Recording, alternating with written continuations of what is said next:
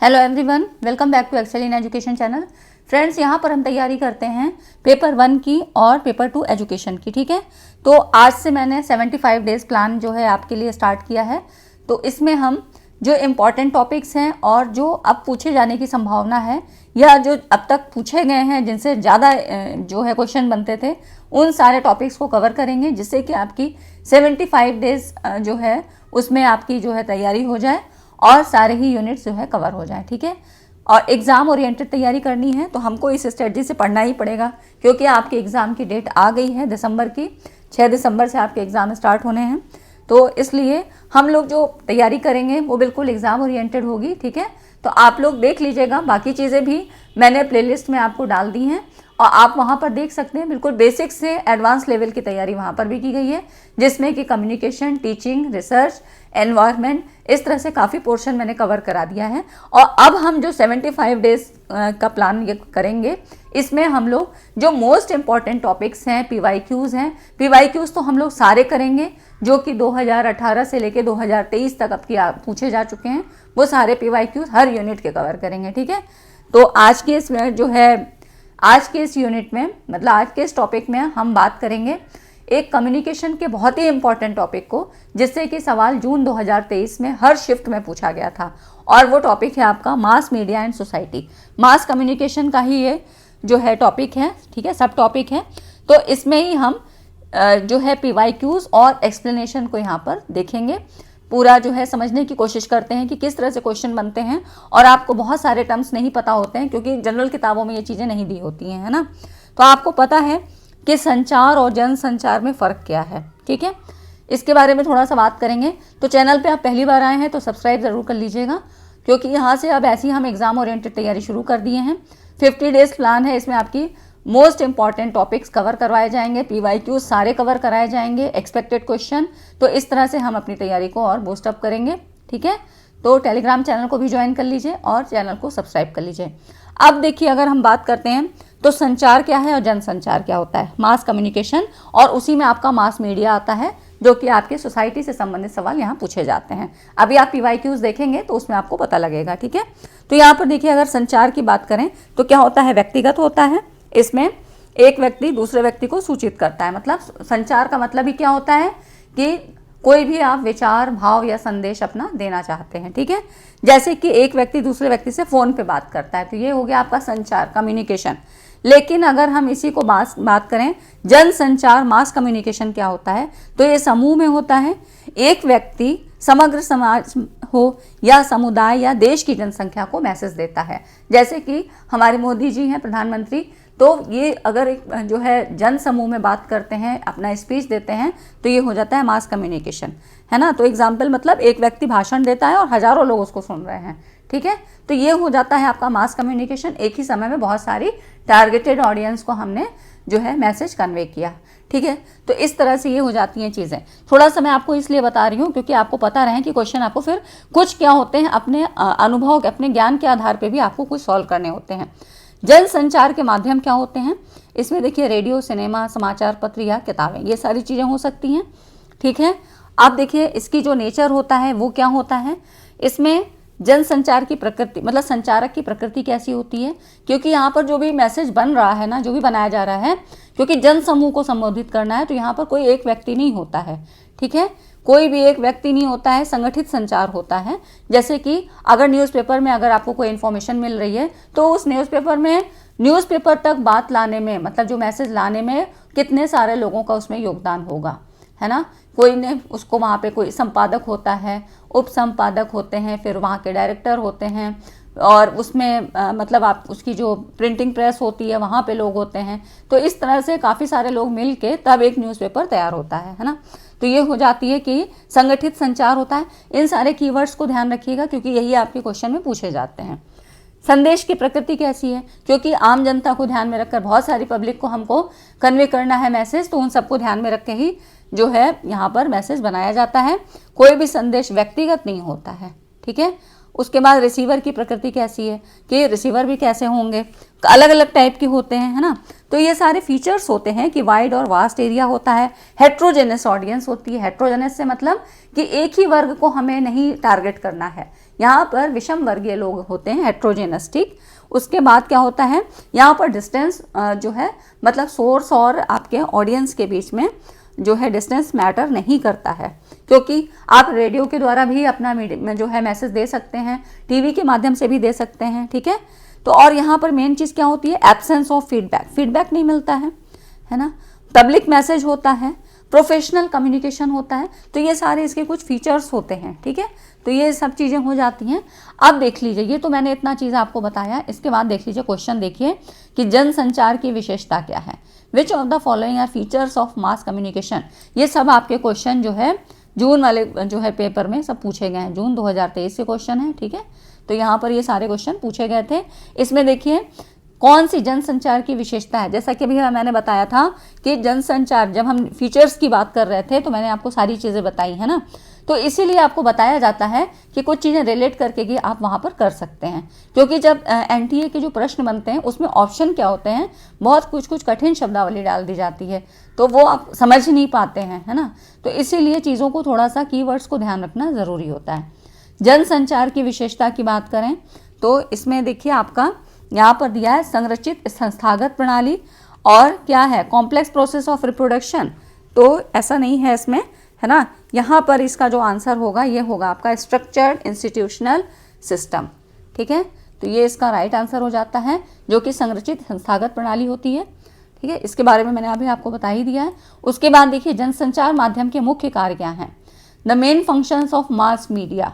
Mass media का मुख्य function यहाँ पर क्या क्या हो जाता है, इन्फॉर्म करना हो जाता है, ठीक है, एजुकेट करना, परसुएड अनुनय करना, मतलब अपनी बात से किसी को मना लेना, है ना, अपने मतलब अपने विचारों को ऐसा रखना, अपने मैसेज को ऐसा रखना कि दूसरे को मना लिया जाए, उस चीज़ के लिए राज़ी कर लिया जाए, और उसके बाद एंटरटेन करना, ठीक। तो ये सारी चीज़ें आपकी मास कम्युनिकेशन की जो है मास मीडिया के मेन फंक्शंस हो जाते हैं, ठीक है। तो मीडिया में आपको पता है कि मीडिया में कौन कौन से साधन होते हैं। तो जैसा कि आपको बताया कि मास मीडिया में आपके टीवी हो जाता है, रेडियो हो जाता है, समाचार पत्र, किताबें और इसी तरह की चीज़ें। तो आपकी ये सारे मास मीडिया होते हैं जो कि माध्यम होते हैं, मतलब मैसेज को पहुंचाने के लिए ये माध्यम का काम करते हैं, ठीक है ना। तो ये हो गया आपका यहाँ पर right option. Make a society static. अब देखिए यहाँ पर एलिमिनेशन टेक्निक अगर यूज़ करनी हो तो कैसे करेंगे। तो समाज को स्थिर बनाना, क्या समाज को स्थिर बनाने के लिए किया जाता है मास मीडिया का यूज़? नहीं। अब इसको हटा देना है हमें, ये ऑप्शन ये बिल्कुल भी गलत है, ठीक है। क्वेश्चन के हिसाब से ये ऑप्शन बिल्कुल नहीं होना चाहिए। तो यहाँ पर जिसमें जिसमें ए है आप इसको हटा दीजिए, तो ये वाला भी कट जाता है, आपका ये भी कट जाता है, ये भी कट जाता है, ठीक है। तो ये हो जाती है एलिमिनेशन टेक्निक। आपको ऐसे यूज़ करना है जब ज़्यादा ऑप्शन आपको दिए होंगे। निम्नलिखित में से कौन कौन से जनसंचार के फीचर्स हैं। अब देखिए फीचर्स कितनी बार पूछे गए हैं, है ना। तो यहाँ पर इसमें देखिए कौन कौन से, इसमें फेस टू फेस तो ये कोई ज़रूरी नहीं है, ठीक है, ये भी नहीं होगा। प्राइवेट नहीं होता है, यहाँ पर देखिए पब्लिक होता है, रैपिड होता है, और फ्रॉम ए प्रोफेशनल सोर्स, ठीक। तो इसमें हम देख सकते हैं कि कुछ फीचर्स मास कम्युनिकेशन के, तो देखिए यहाँ पर ये फीचर्स हैं मास कम्युनिकेशन के। Wide and vast area, heterogeneous audience होती है। हेट्रोजेनस से मतलब है यहाँ पर किसी भी एक विशेष वर्ग की बात नहीं होती है, हर वर्ग के लोग हो सकते हैं, ठीक है। धनी हो, अमीर हो, मतलब धनी हो, निर्धन हो, कोई भी हो सकता है, पढ़ा लिखा भी है और उसी में गैर शिक्षित भी है। तो इस तरह से अलग अलग हो सकते हैं, अलग अलग एज ग्रुप के लोग हो सकते हैं, ठीक है। तो ये हेट्रोजेनस से मतलब ये होता है। Distance between source and destination, ठीक, कोई भी कितनी भी दूर हो यहाँ पर ये मैटर नहीं करता है। नो क्वेश्चन ऑफ डिस्क्रिमिनेशन, विभेद का कोई क्वेश्चन नहीं होता है। प्रोफेशनल कम्युनिकेशन, ठीक है, एक पेशेवर यहाँ पर कम्युनिकेशन का यूज़ होता है। Absence of feedback, intermediary channels, ठीक है, और पब्लिक मैसेज, मतलब आपका यहाँ इंटरमीडिएटरी चैनल से मतलब ये होता है कि जैसे कि अगर कोई लीडर जो है वहाँ पर मैसेज दे रहा है, तो मतलब अपना स्पीच दे रहा है, तो इसके लिए बीच में बहुत सारे चैनल्स, बहुत सारी जो है टेक्नोलॉजी का यूज़ होगा, ठीक है। तो इस तरह से तब जाके वो पब्लिक तक पहुँचेगा, ठीक, और ये पब्लिक मैसेज होता है। तो ये सारी चीज़ें इससे संबंधित हो गई, ये फीचर्स होते हैं। इन सारी चीज़ों को आप नोट करते चला करिए, ठीक है। नोट्स बनाने की मेथड मैंने आपको बताया था कि नोट्स आपको बनाते रहना है। जब भी आप कुछ नया कीवर्ड्स देखें, नया क्वेश्चन देखें, तो उससे संबंधित चीज़ों को नोट करते चलें, ठीक है। तो ये सारी चीज़ें आपके एग्ज़ाम के टाइम में आपके लिए बहुत हेल्प करेंगी। हम लोगों ने भी ऐसे ही पढ़ा था, क्योंकि एग्ज़ाम के समय में ना हम इतनी सारी किताबें देख सकते हैं और ना ही कुछ, लेकिन जब आप अपने हाथ से नोट कर लेते हैं चीज़ों को, एक तो वो याद हो जाती है, जब आप दोबारा से देखते हैं तो वो सारी चीज़ें आपको फिर से रिवाइज हो जाती हैं, ठीक है। तो नोट्स ज़रूर बनाइए। अब देखिए यहाँ पर है the person who studies the symbiotic relationship between people and the media technologies which they create and use is identified. मतलब जो व्यक्ति लोगों और उनके द्वारा सृजित और प्रयुक्त मीडिया जो टेक्नोलॉजी होती है, इनके बीच के सहजीवी संबंध का अध्ययन करता है, उसे किस नाम से जानते हैं। तो अब आपको एक चीज़ पूछ रहा है, सहजीवी, ठीक है, सिम्बायोटिक, ठीक है, सिम्बायोटिक रिलेशनशिप की बात कर रहा है। तो ये होता क्या है, तो इसके बारे में बात कर लेते हैं। ये बायो का टर्म्स है। मतलब सहजीवन एक ऐसा संबंध है जो दो जीवों के बीच में, ठीक है, दो जीवों के बीच मौजूद होता है, और इसमें पॉजिटिव और नेगेटिव दोनों ही फीचर्स हो सकते हैं। जैसे कि आपने सुना होगा लाइकेन, ठीक है, हम लोग बायो में पढ़ते हैं लाइकेन। तो यहाँ पर क्या होता है कि लाइकेन नामक जीव में एक क्लोरोफिल युक्त एल्गी शैवाल होता है, और यहाँ पर एक क्या होगा, फंगाई, कवक, है ना। शैवाल और कवक दो चीज़ें होती हैं, जिसमें कि शैवाल में क्या होता है, जो एल्गी है, इसमें क्या होता है कि ये ग्रीन मतलब क्लोरोफिल पाया जाता है इसमें, ठीक है। तो यहाँ पर ये जो एल्गी होते हैं, ये अपना भोजन स्वयं बनाते हैं। जिसमें भी क्लोरोफिल होता है वो पौधे अपना भोजन स्वयं बनाते हैं, ठीक है। तो यहाँ पर ये कहता है ये भोजन बना लेता है, और कवक क्या होता है, जो फंगाई है, शैवाल को पानी और आश्रय, मतलब रहने के लिए डिपेंडेंसी और मिनरल्स वगैरह देते हैं। तो दोनों एक दूसरे पे आश्रित होते हैं, ठीक। यही जो है इसका ये एग्जाम्पल मैंने आपको बताया। अब इसी तरह से यहाँ पर अगर हम बात करें कि यहाँ की जो बात कर रहा है मीडिया टेक्नोलॉजी की बात, कि पीपल और द मीडिया टेक्नोलॉजी के बीच जो संबंध, मतलब इस तरह से उनका अध्ययन करता है, उसको क्या कहते हैं, तो इसको मीडिया इकोलॉजिस्ट कहते हैं, ठीक है। यहाँ पर इसको हम सहजीवी का मतलब आपको समझ में आ गया कि दोनों ही एक दूसरे पे आश्रित हैं। अब वो पॉजिटिव भी हो सकता है, नेगेटिव भी हो सकता है, या एक को फ़ायदा एक को नुकसान, ऐसा भी हो सकता है, या दोनों को ही एक दूसरे से काम चलाना है, ऐसा भी हो सकता है, ठीक है। तो ये चीज़ें जो हैं आपकी, ये इसका जो अध्ययन करता है ये होता है मीडिया इकोलॉजिस्ट। इस तरह के प्रश्न आपसे पूछे गए हैं। तो आपका, मैंने आपको बताया था कि कम्युनिकेशन में आपको PYQ सारे कर लेने हैं, ठीक है। और मैंने जून के सारे करवा दिए हैं, और अलग अलग टॉपिक से, जैसे कि इस टॉपिक से ज़्यादा क्वेश्चन आए तो मैंने इसको पूरा करवा दिया, और इसके जितने भी छोटे बड़े टर्म्स थे वो सारे आपको क्लियर कर दिए, ठीक है। अब देखिए मीडिया साक्षरता को किस रूप में जानते हैं। Media literacy is considered as, तो किस तरह से जानते हैं हम इसको, तो यहाँ पर देखिए इसको हम जानते हैं एक कंटिन्यूअस प्रोसेस के रूप में। अब पहले तो ये जानिए कि मीडिया लिटरेसी होती क्या है। तो मीडिया लिटरेसी की अगर हम बात करें तो मीडिया साक्षरता जिसको बोलते हैं, इसका अर्थ है लोगों की उस क्षमता से, एबिलिटी की बात करता है, जो उन्हें विविध प्रकार के मीडिया के लिए, यहाँ पर साक्षरता मतलब जो उनकी क्षमता है, विविध प्रकार के मीडिया के लिए संदेशों का विश्लेषण करने, मूल्यांकन करने और सृजन करने के योग्य बनाती है। मतलब एक ऐसी एबिलिटी कि मीडिया के माध्यम से दिए गए संदेशों को समझना और सकारात्मक तरीके से उपयोग करना, ठीक है। मतलब यहाँ पर, मतलब जो इसके टर्म्स आए हैं, इन टर्म्स को देख लीजिए, क्योंकि हो सकता है अब इस तरह से पूछा जाए। तो media literacy is the ability to क्या, एक्सेस मतलब पहुँच, एनालाइज विश्लेषण करना, इवेल्युएट मूल्यांकन करना, क्रिएट मतलब कार्यान्वयन करना, एंड एक्ट, ठीक, अधिनियम बनाना। तो ये क्या होती है, मीडिया लिटरेसी होती है। इसमें ये सारे टर्म्स होने, मतलब ये क्षमता है जिसमें कि ये क्वालिटीज़ होनी ही चाहिए, ठीक है। तो मीडिया साक्षरता मतलब यही है कि मीडिया के माध्यम से, जो भी जनसंचार के माध्यम है, इनसे दिए गए संदेशों को, मैसेज को समझा जाए और सकारात्मक तरीके से इनका उपयोग किया जाए, ठीक है। अपनी मतलब जो आपकी संज्ञानात्मक क्षमता है इसका उपयोग करना, क्योंकि मीडिया के द्वारा तो बहुत सारे मैसेज दिए जाते हैं, कुछ हिंसात्मक घटनाएं दिखाई जाती हैं, कुछ पॉजिटिव दिखाई जाती हैं। अब आपकी लिटरेसी क्या कहती है, कितनी क्षमता है आपके अंदर कि किस तरह से पॉजिटिव या नेगेटिव को हम अपने हिसाब से उनको हम अलग कर सकते हैं और उनको चूज़ कर सकते हैं, ठीक है ना। तो ये हो जाता है आपका मीडिया लिटरेसी से संबंधित, जिसमें कि इसी तरह के क्वेश्चन आपके पूछे जाएंगे। ठीक, तो ये हो जाता है आपका। अब उसके बाद देखिए, और फ्रेंड्स वीडियो अगर अच्छी लगी, वीडियो पसंद आई, समझ में आ रही हो, यूज़फुल लग रही हो, तो वीडियो को लाइक ज़रूर करिए। ठीक है, आपकी एक लाइक से मेरा मोटिवेशन कई गुना बढ़ जाता है। टीचर को भी मोटिवेट करना पड़ता है ना, नहीं तो फिर मेरी भी क्षमता जो है, मेरा भी उत्साह कम हो जाता है कि इन लोगों को पसंद नहीं आ रहा है, तो फिर कोई फ़ायदा नहीं है बनाने से, है ना। तो यहाँ पर देखिए, सम ऑफ द थ्रेट्स मतलब खतरे की बात होती है। ठीक, यहाँ पर efficient communication for the community as a whole relate to the values of, समुदाय के लिए समग्रता में कार्यक्षम संप्रेषण के प्रति निम्नलिखित खतरे, मतलब ये जो कतिपय खतरे निम्न में से किनके मान से संबंधित हैं। समुदाय के लिए समग्रता में बात कह रहा है कि जो संप्रेषण के प्रति जो खतरे होते हैं किसके मान से संबंधित हैं, क्या उत्पीड़न से, या पावर, वेल्थ, रिस्पेक्ट, या कॉन्फ्लिक्ट। तो अब देखिए, जो खतरों की बात हो रही है किससे संबंधित है, एफिशिएंट कम्युनिकेशन से। ठीक है ना, as a whole relate values, तो कम्युनिटी की बात हो रही है, समुदाय के लिए बात हो रही है, समग्रता से संबंधित है, और कार्यक्षम संप्रेषण के लिए। तो खतरे की अगर हम बात करें तो इसमें जो नेगेटिव टर्म्स हैं इनको आपको हटा देना है। ठीक है, तो इसमें देखिए कौन कौन सी चीज़ें आपकी आ रही हैं। तो यहाँ पर ये जो है आपका ये नहीं होगा, मतलब उत्पीड़न नहीं होगा, और आपका कॉन्फ्लिक्ट, द्वंद्व नहीं होगा। ठीक है, पावर होती है, वेल्थ होती है, रिस्पेक्ट होती है। यह आपका ये वाले ऑप्शन यहाँ पर सही हो जाएगा। मतलब यहाँ पर अगर हम बात करें जो खतरे से संबंधित है, मतलब ये जो थ्रेट्स की बात कह रहा है, तो इसमें अलग अलग तरह की बाधाएं होती हैं, जैसे कि कुछ भौतिक बाधाएं होती हैं, कुछ अवधारणात्मक बाधाएं होती हैं, कुछ सांस्कृतिक बाधाएं, या कुछ भावनात्मक बाधाएं होती हैं।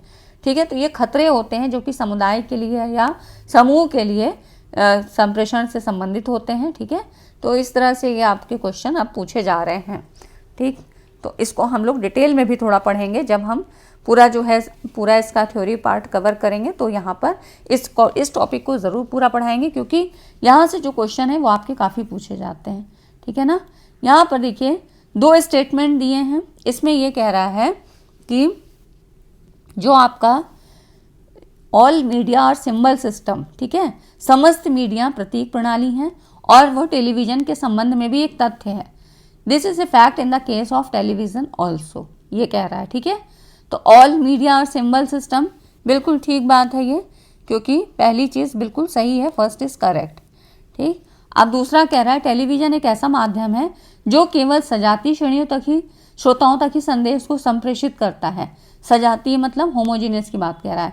तो क्या खाली एक ही वर्ग के लोग देखते हैं? बहुत अमीर लोगों के पास ही टीवी होता है, उन्हीं तक कोई मैसेज जाता है। तो ये चीज़ गलत है। ठीक है ना, ये चीज़ बिल्कुल गलत है, क्योंकि जो टेलीविज़न है उससे किसी एक होमोजीनियस की बात नहीं करता है।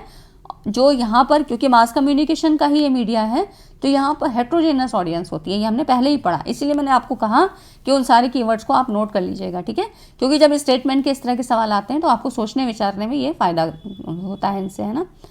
तो यहाँ पर देख लीजिए, और ये वाला सही है, क्योंकि समस्त मीडिया प्रतीक प्रणाली है, all media are symbol system, ये टेलीविज़न के संबंध में भी एक फैक्ट है। ठीक है, तो first is correct but second is incorrect. ठीक, ये हो जाता है आपका। ठीक है ना, तो यहाँ पर जब स्टेटमेंट के सवाल आते हैं तो आपको क्यों, कैसे, ये सारी चीज़ें थोड़ा सोच के तब जवाब देना है। If information flows from the media to the opinion leaders, यदि सूचना का प्रवाह मीडिया से जो ओपिनियन लीडर तक और फिर उनसे लक्षित श्रोतागण तक होता है, तो ये प्रक्रिया कहलाती है। ये प्रक्रिया क्या कहलाती है? तो देखिए, ये जो है ना, ये आपका ये होता है 2 स्टेप फ्लो ऑफ कम्युनिकेशन। ठीक है, 2 स्टेप फ्लो ऑफ कम्युनिकेशन होता है। अब 2 स्टेप फ्लो क्या होता है इसके बारे में थोड़ा सा बात कर लेते हैं कि जो 2 स्टेप फ्लो ऑफ कम्युनिकेशन है, ये मास कम्युनिकेशन का ही एक मॉडल होता है। ठीक है, तो ये एक मॉडल है जिसमें कि 2 स्टेप फ्लो होता है। तो यहाँ पर भी 2 स्टेप आप देख लीजिए। सूचना का प्रवाह मीडिया से एक ओपिनियन लीडर तक हो रहा है, और फिर इनसे आपकी जो टारगेटेड ऑडियंस है, लक्षित ऑडियंस, तो 2 चरण में हो रहा है। पहले एक बार यहाँ, फिर क्या होता है, फिर दूसरे में यहाँ से इधर तक पहुँचता है। ठीक है, तो इस तरह से ये मैंने आपको पहले भी करवाया था, लेकिन आज हम मास मीडिया की बात करें, और मैंने आपको बताया भी था जब मास कम्युनिकेशन मतलब कम्युनिकेशन के पूरे हमने सवाल किए थे, तो मैंने आपको बोला भी था कि एक और ऐसा टॉपिक है जिससे यहाँ पर बहुत सारे क्वेश्चन बार बार बने हैं, ठीक है ना। तो वही ये है मास कम्युनिकेशन, मास मीडिया, इनसे क्वेश्चन आपके बहुत बार पूछे गए हैं। तो ये जो है आपके लिए एक इम्पॉर्टेंट जो है सब टॉपिक हो जाता है। तो हम बात कर रहे हैं two step flow of communication. तो यहाँ पर लेजरफेल्ड द्वारा तथा उनके सहयोगियों के द्वारा ये दिया गया था, two step flow of information और कम्युनिकेशन, ठीक है। यहाँ पर कोई भी जो रिसीवर, मतलब जिस तक संदेश जा रहा है, कोई भी पब्लिक हो सकती है, ठीक है, जन समूह हो सकता है, तो यहाँ मास मीडिया से सीधा नहीं प्रभावित होता है, बल्कि ओपिनियन लीडर के थ्रू पहुँचता है। अब ओपिनियन लीडर क्या होते हैं? तो ओपिनियन लीडर की अगर बात करें तो ये ज़्यादा पढ़े लिखे और समझदार होते हैं, ऐसा माना जाता है, और ये सूचनाओं को अपनाकर फिर से मतलब इनको व्याख्या करते हैं, इनको देखते हैं और फिर दूसरों को बताते हैं। मतलब पहले इनको देखते हैं, समझते हैं और उसके बाद देखते हैं कि पब्लिक तक कैसे पहुंचानी है बात, ठीक है। मतलब कि सूचना कई माध्यमों से होती हुई तब आम जनता तक पहुंचती है। तो इस तरह से ये क्या हो जाता है, टू स्टेप फ्लो। जैसे कि न्यूज़पेपर के मामले में मैंने आपको बताया ना कि इस तरह से कैसे एक उसको बताने के लिए कितने सारे लोग यहाँ पर लगते हैं, कई प्रोसेस में होता है। तो यही हो जाता है यहाँ पर जो मास कम्युनिकेशन का ये जो मॉडल है, ये टू स्टेप फ्लो की बात करता है, ठीक है। तो ओपिनियन लीडर जो कि अपनी बात को बहुत प्रभावी ढंग से जनमत के समूह रखते हैं, मतलब जो पब्लिक ऑडियंस है उनके समूह, मतलब उनके समक्ष जो है ये बहुत प्रभावकारी ढंग से बातों को रखते हैं, जिससे क्या होता है कि पब्लिक जो है कन्विंस होती है और सोचती समझती है, उसके पॉजिटिव जो है उसमें से एटीट्यूड को ढूंढती है, ठीक है। तो ये सारी चीज़ें आपकी two step flow of communication में हो जाती हैं। नेक्स्ट है आपका एनालॉग मीडिया के श्रोतागण के मामले में निम्नलिखित में से कौन से सही हैं। तो एनालॉग मीडिया के बारे में कह रहा है कि कौन से सही हैं। एनालॉग है ना, एनालॉग और डिजिटल की अगर हम बात करें तो एनालॉग मीडिया, यहाँ पर देखिए क्या क्या चीज़ें हो सकती हैं। यहाँ पर देखिए एनालॉग क्या है, पर्सनली एड्रेसेबल है, एक्टिव कैंपेनर, सक्रिय अभियानकर्ता, या लार्ज है, या हेट्रोजेनस है, या एनोनिमस है। तो एनालॉग मीडिया के श्रोतागण के मामले में है ना, तो यहाँ पर देखिए एनालॉग और डिजिटल होता क्या क्या चीज़ है। एनालॉग मीडिया एक कंटिन्यूस संकेत देता है और टाइम के साथ वेरी करता है, ठीक है ना। तो ये क्या होता है, सूचना देने के लिए सतत यहाँ पर कंटिन्यूस वैल्यू होती है। तो इस तरह से ये इसका ऐसे जो है सिंबल बनता है, ठीक है। ये ऐसे इसकी जो है वेव्स आती हैं। और डिजिटल की बात करें तो यहाँ पर ये इसका इस तरह से बनता है, ठीक। तो ये इसका डिजिटल फॉर्म होता है। और इसमें डिजिटल की अगर हम बात करें तो नए कंप्यूटर और इंटरनेट पर आधारित जो टेक्नोलॉजी होती है इसी को डिजिटल मोड कहते हैं। और यहाँ पर जो वैल्यूज़ हो सकती हैं वो 0 और 1 के फॉर्म में, आपको पता है कि बाइनरी फॉर्म में होती हैं, डिजिटल के फॉर्म में, है ना। तो इस तरह से मोर एक्यूरेट होती हैं, यहाँ कोई नॉइज़ वगैरह नहीं होती है, एनर्जी कंजप्शन भी कम होता है, ठीक है। तो इस तरह से क्या होता है, यहाँ पर जो मेन चीज़ होती है वो क्या होती है कि ये कॉम्प्लेक्स ज़्यादा होते हैं डिजिटल वाले, ठीक, और रिक्वायर मोर बैंडविड्थ, है ना। तो इस तरह से ये एनालॉग और डिजिटल में ये फ़र्क होता है। तो इसके हिसाब से अगर एनालॉग मीडिया की बात करें कौन से सही हैं, तो एनालॉग मीडिया मतलब यहाँ पर लार्ज, हेट्रोजेनस और एनोनिमस, ठीक है, अनाम, है ना। तो ये इसके जो है सही हैं, इसके जो ये फीचर्स हैं ये सही होंगे, ठीक है। और यहाँ पर डिजिटल में क्या होता है, आप फ़ोन से बात कर रहे हो, है ना, तो एक आदमी दूसरे से बात कर रहा है, तो ये हो जाती है डिजिटल की बात, ठीक है। तो एनालॉग में क्या होता है कि बड़ी संख्या में हो गए, ज़्यादा विषम हो गए, तो ये फ़र्क हो जाता है एनालॉग और डिजिटल का, ठीक। तो ये आपका इससे संबंधित हो जाता है। और उसके बाद अगर हम बात करते हैं, यहाँ पर देखिए अगला क्वेश्चन है, डिजिटल प्रौद्योगिकी के फलस्वरूप जनसंचार माध्यम के उपभोग में वृद्धि हुई है। The digital technology has enabled increase in media consumption. Digital प्रौद्योगिकी के फलस्वरूप, अब देखिए डिजिटल टेक्नोलॉजी और एनालॉग टेक्नोलॉजी से बहुत पूछा गया है, क्या जनसंचार माध्यम के उपयोग में वृद्धि हुई है? तो बिल्कुल फर्स्ट सत्य है ना। डिजिटली जो है आजकल हम लोग हर चीज़ बहुत डिजिटल टेक्नोलॉजी का यूज़ ज़्यादा करने लगे हैं। और in media increase in media consumption, जनसंचार माध्यम के उपभोग में, है ना, क्योंकि आप क्या है हर चीज़ देख सकते हैं ना, टीवी, और आपका न्यूज़पेपर आने में टाइम लगेगा, लेकिन आपका क्या है टीवी में तुरंत आ जाती है, लाइव टेलीकास्ट आ जाता है ना। ये सारी चीज़ें, तो आपका उपभोग में, कंजम्पशन में बिल्कुल वृद्धि हुई है। दूसरा कह रहा है, स्टेटमेंट दूसरा कह रहा है कि एनालॉग जनसंचार माध्यम की गुणवत्ता अपेक्षाकृत अधिक उत्तम होती है किंतु इसकी अधिक मांग नहीं है। लेकिन नहीं, ये चीज़ गलत है, क्योंकि यहाँ पर जो एनालॉग जो है सिग्नल कम गुणवत्ता वाले होते हैं, ठीक है, डिजिटली जो है ज़्यादा अच्छे होते हैं। तो इस तरह से यहाँ पर क्या होगा, ये वाला जो है रॉन्ग हो जाएगा, ठीक है। तो एनालॉग और डिजिटल के बारे में मैंने आपको पहले भी बताया है, तो इसमें ये फ़र्क हो जाता है कि जो एनालॉग है ये इसकी क्वालिटी थोड़ी लो होती है, डिजिटल ज़्यादा अच्छा होता है। इसीलिए आजकल डिजिटल टेक्नोलॉजी का यूज़ हर जगह किया जा रहा है, चाहे कम्युनिकेशन हो या कहीं पर भी हो, तो यहाँ पर हम डिजिटल को ही ज़्यादा यूज़ करते हैं, ठीक है। तो ये हो जाता है आपका first is true but second is false, ठीक है ना। तो ये हो जाता है आपका मास मीडिया एंड सोसाइटी के बारे में, और इससे संबंधित सवाल भी आपने देख लिए। तो ये सारे सवाल कवर हो गए जो अब तक 2023 में पूछे गए थे, ठीक है। इसके बारे में हम एक डिटेल वीडियो बात करेंगे थ्योरी की, जिसमें आपको सारी चीज़ें आपको बता दी जाएंगी। तो उससे आपको अगर और क्वेश्चन भी आते हैं तो वो पता लग जाएंगे, ठीक है। तो सारा कॉन्सेप्ट आपका क्लियर हो गया होगा। अगर वीडियो अच्छा लगा हो तो वीडियो को लाइक एंड शेयर ज़रूर करिएगा। और इसी तरह 75 डेज प्लान जो है आपका, ये सीरीज़ चलती रहेगी जब तक आपका एग्ज़ाम नहीं हो जाएगा। और इसमें सारे मोस्ट इंपॉर्टेंट टॉपिक प्लस 5 साल के जितने भी क्वेश्चन पेपर थे वो सारे मैं यहाँ पे कवर करवा दूँगी, ठीक है, दोनों पेपर के, चाहे पेपर फर्स्ट हो या पेपर सेकेंड एजुकेशन, ठीक है फ्रेंड। तो वीडियो को लाइक एंड शेयर कर दीजिए और मिलते हैं अगली वीडियो में एक इंपॉर्टेंट टॉपिक के साथ। तब तक चैनल पर बने रहिए। Thanks for watching.